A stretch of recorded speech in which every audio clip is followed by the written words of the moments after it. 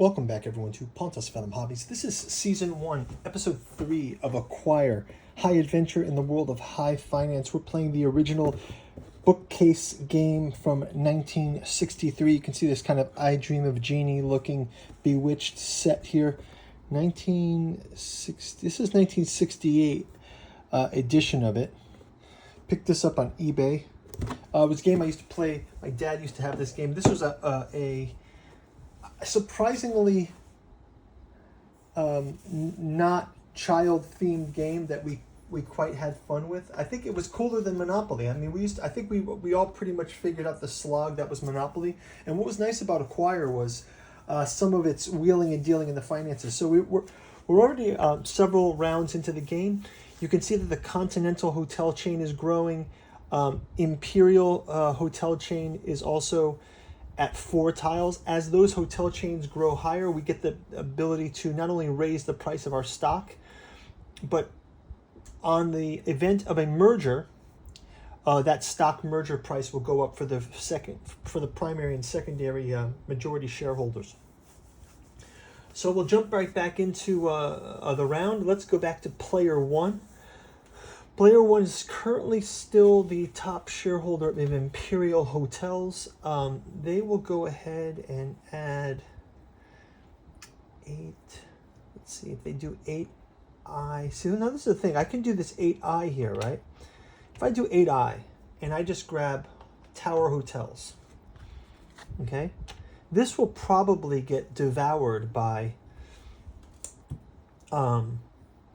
Imperial Hotels unless someone else grows this one out. So if we had 8G, for example, that would just immediately turn that in our favor. So we got 6F coming up next. So we got the 1 Tower Hotel there. We'll stay with that for now. Majority shareholder of Tower. Let's go to player 2. Player 2 will go ahead and let's see what they got. 10C. They got 7I. Oh, interesting. They've got 7E.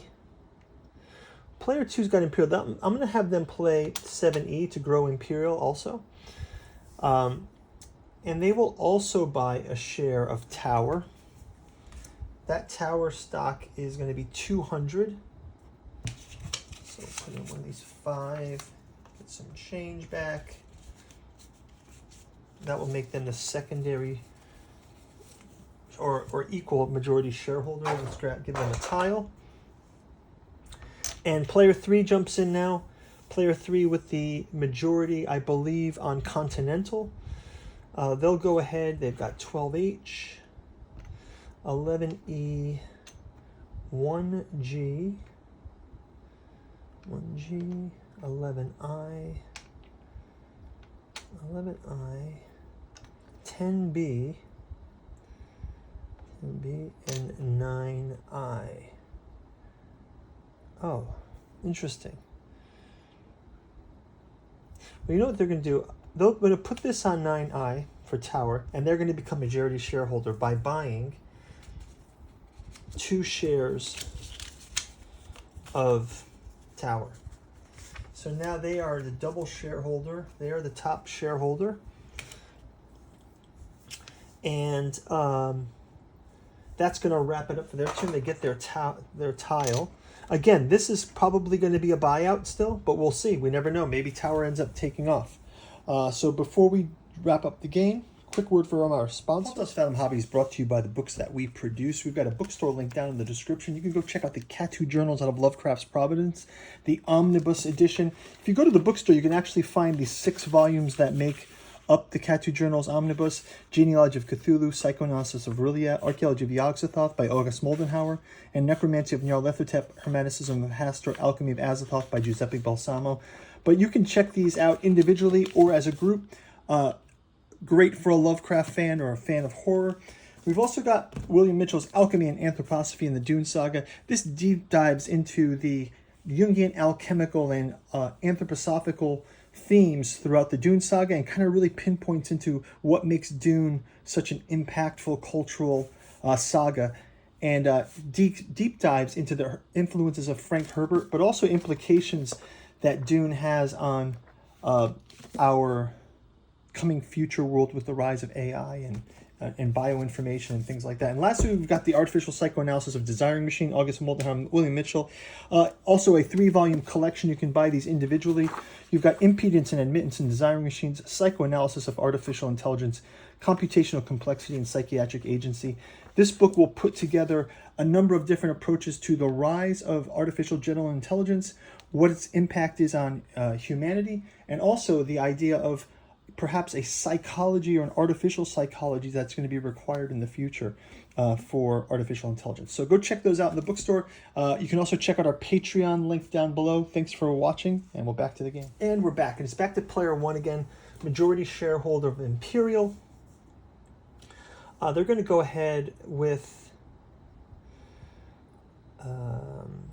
4F, 3I, 4G.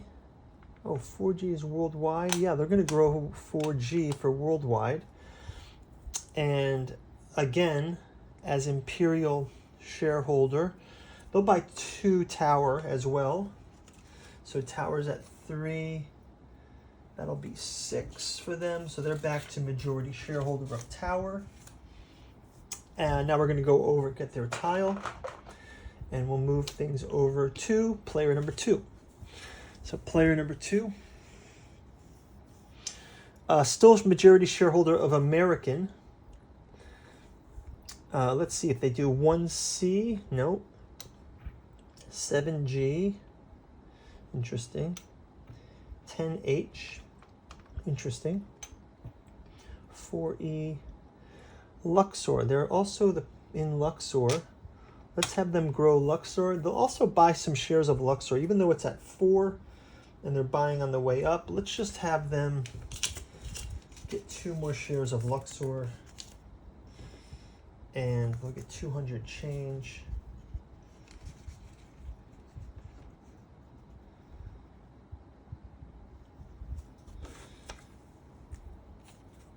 Okay, and they'll get a new tile.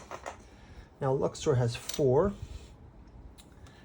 And again, they can grow Luxor again, but Luxor could become majority.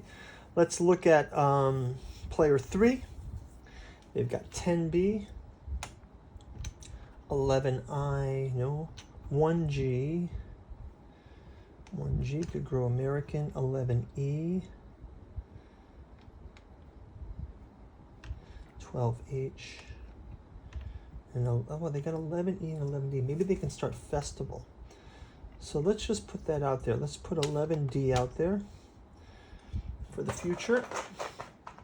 And let's spin through one more round of this. They got 11F as well now, so that could grow. Okay, so back to player 1, Imperial majority holder. They're going to play 6F or 6E. Let's have them play 6E first. And they can also, why don't they also buy a share of, what are they missing? Worldwide? They don't have any worldwide. I'm looking at the split rules. We're going to try to get to a split as soon as we can here, but the split, if we, in case of a tie for second largest shareholder, the second bonus is divided equally between the tying players. Okay, great.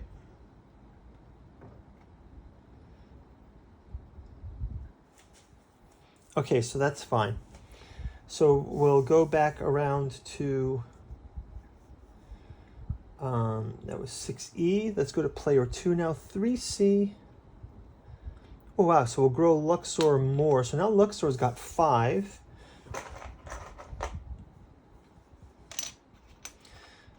And again, majority American shareholder. Maybe they can buy 1 more share of American. American still has 2, but that might be bought out soon. So let's take 300 from here to buy that American share.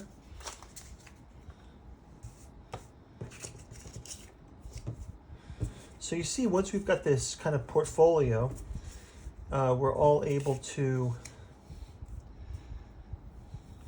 Now, what happens to disposal of stock at the time of merger? After the majority of bonuses have been paid, all shareholders sell their stock with the merger and clockwise.